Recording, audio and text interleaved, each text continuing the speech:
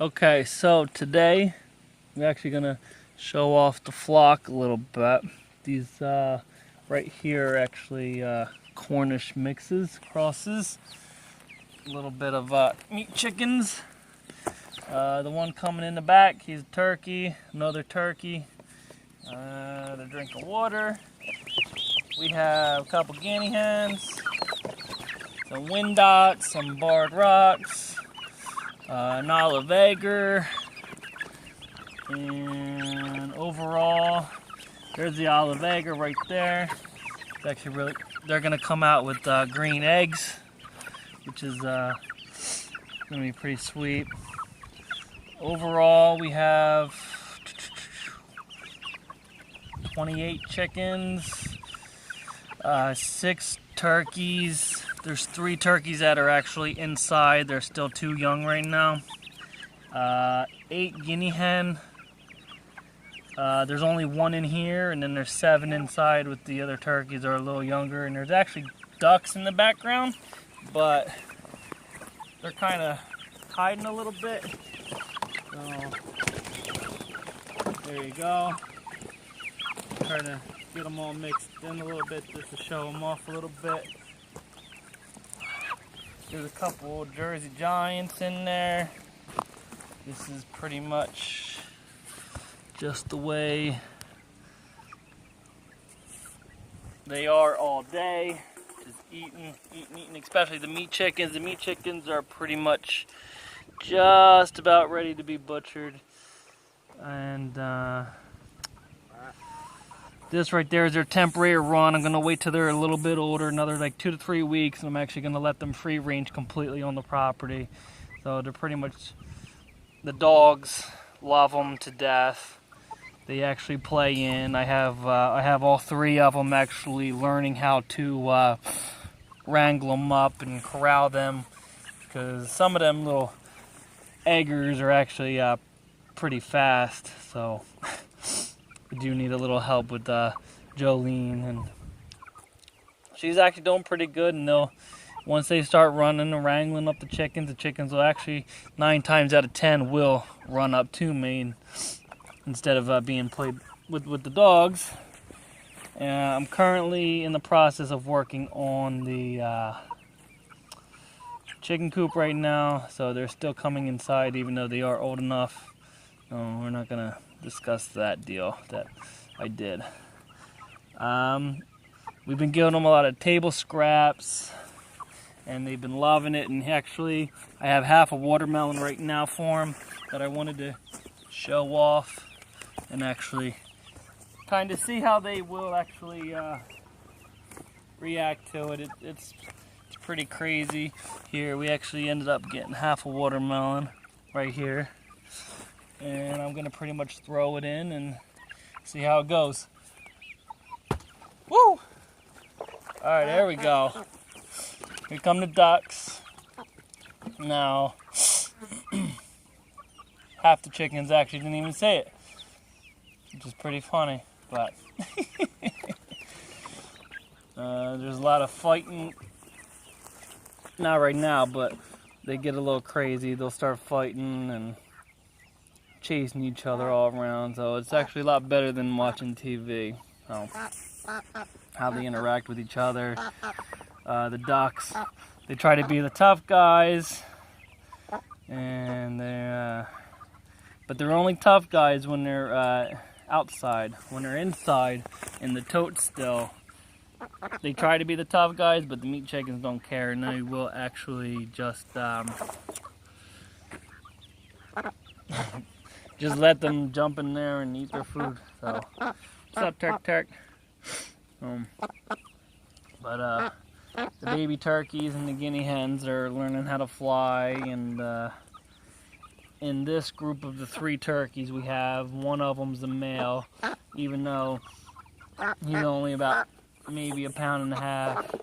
He'll actually strut his stuff like a full-grown turkey, so it's pretty funny to see. And then the babies are about 2 to 3 weeks younger than them, and in that group of 3 turkeys, we actually have 2 males And so they actually do like their little mating dances to each other, and they'll puff up and start strutting. And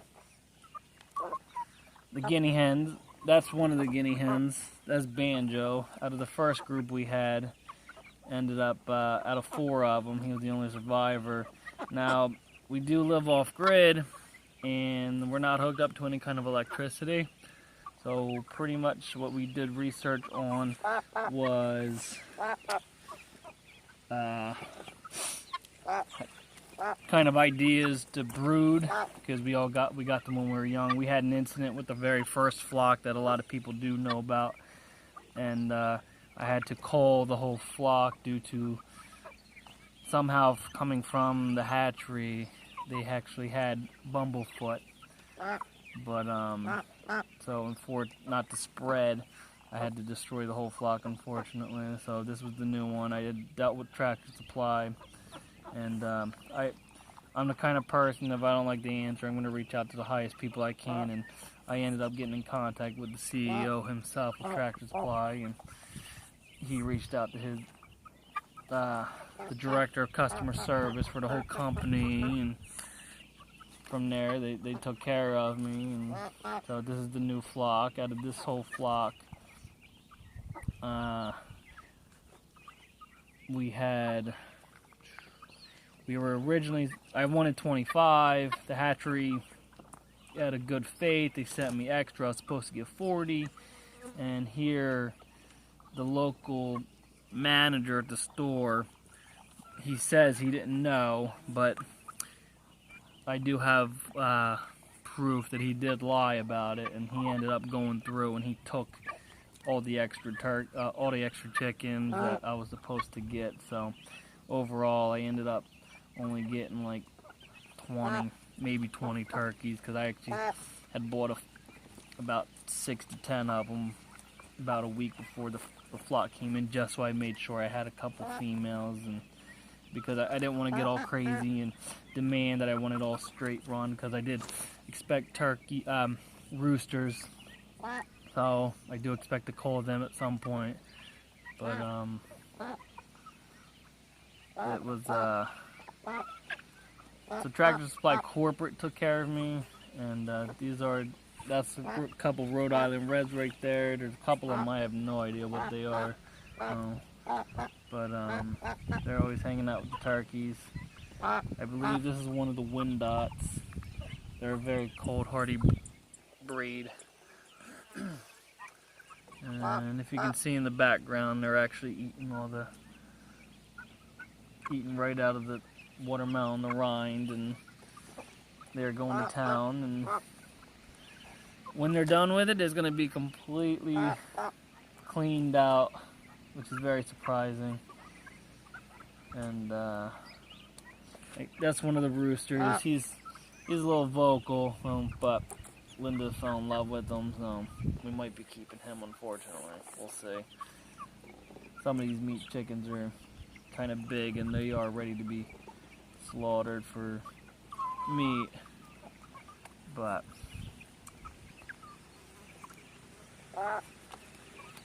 so far we've only had a couple casualties. We had one die going back to off-grid and brooding when we got these guys.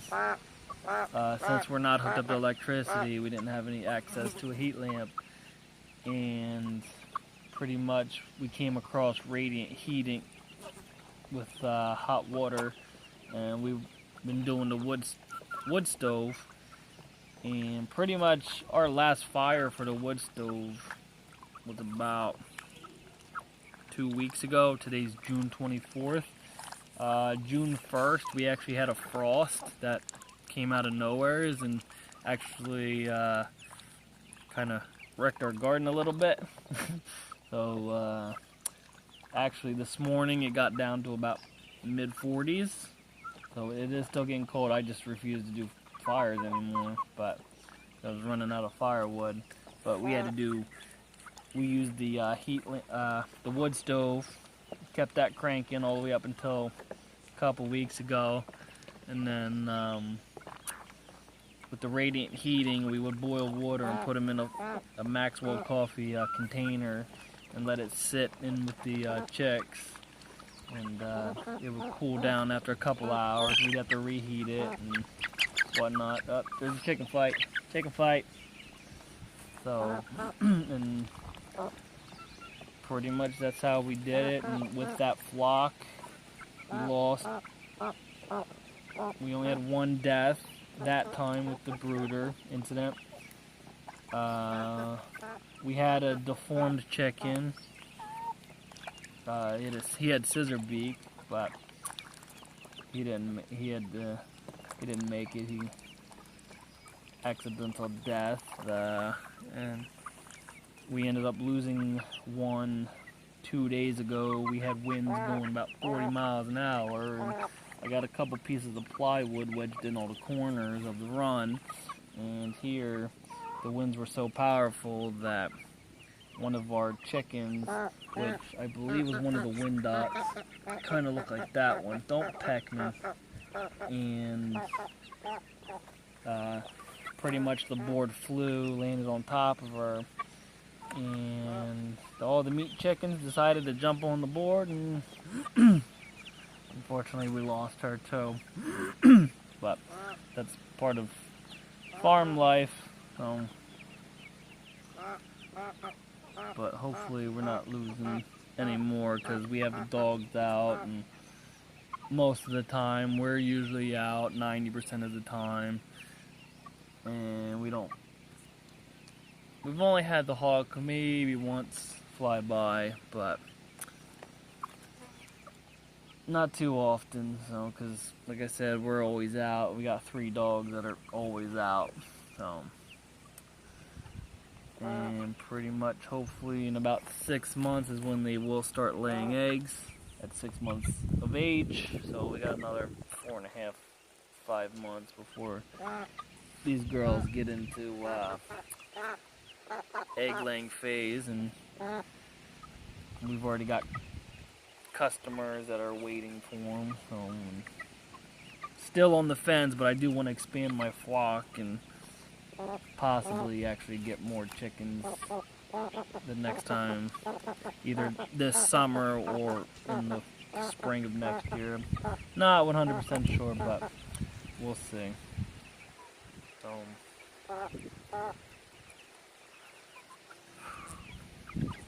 Right now it's about 75 degrees. We're enjoying the nice weather. Chickens are having a blast. Most of them are still eating up the watermelon, which is actually very good hydration for them because it's so watery. So we did save half of it for ourselves, because I'm not one of those crazy people and buy all fruit and vegetables for the chickens. So, but they are definitely addicting, so I do expect to get more. Alrighty.